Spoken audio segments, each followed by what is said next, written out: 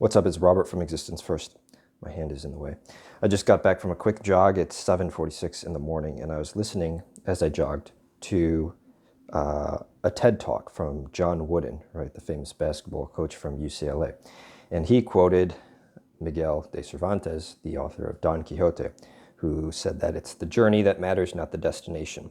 Now, all of us know this, right? All of us we have that information stored, but the question is, what closet do we have that information stored in? Because it's the closet that we don't pull the clothes out to wear every day. That's the closet where we store that stuff, okay? So everybody knows it intellectually, but it's not what they wear every day when they live their lives. So we need to take that information, that piece, and store it in a different closet, a closet that we actually use on a daily basis. Now, what does that mean? And what does that look like in today's era, I guess? Okay, well, today's mini era is the era of Corona chaos, as I call it. And so everybody is so focused. I did a video the other day on, holding the pen, right, to demonstrate myopia and nearsightedness. Now, here's how that thing applies to this, okay? This pen, the short-term crisis in front of you, that's the journey, okay? So Corona chaos is the journey. This shelter in place, having to stay indoors and isolate, that is the journey, okay? So we, at some point, are going to come to the destination, right? At some point, this ban will be lifted. We'll be able to go out. The bars and the restaurants will reopen, blah, blah, blah, right? So we're going to get to that point. And when we get to that point, you're going to look backwards, okay? This is reflection and retroactive thinking.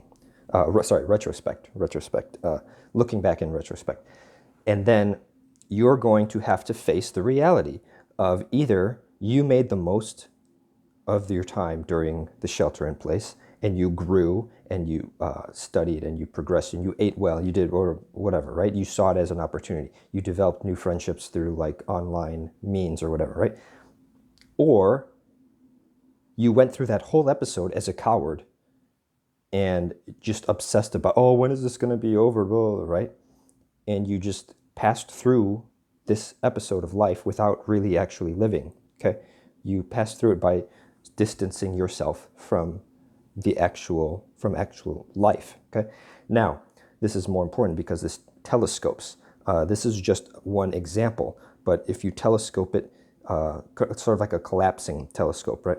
So expand it out, and you see that this same pattern takes place at higher and more macro levels. Okay, so this model is representative.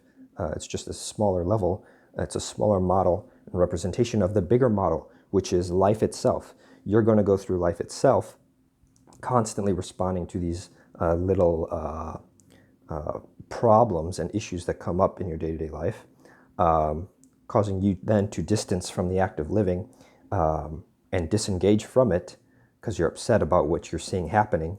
Then after 60, 70, 80 years, you're going to come to the end of life, look back and be like, geez, I didn't actually live at all, right?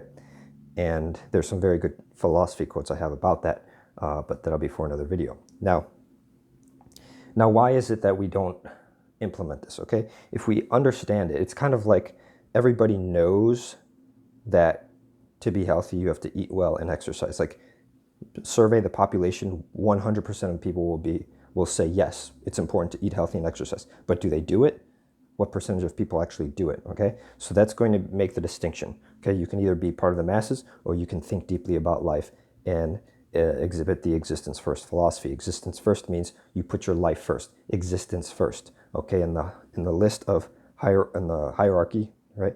You have to put your existence at the top.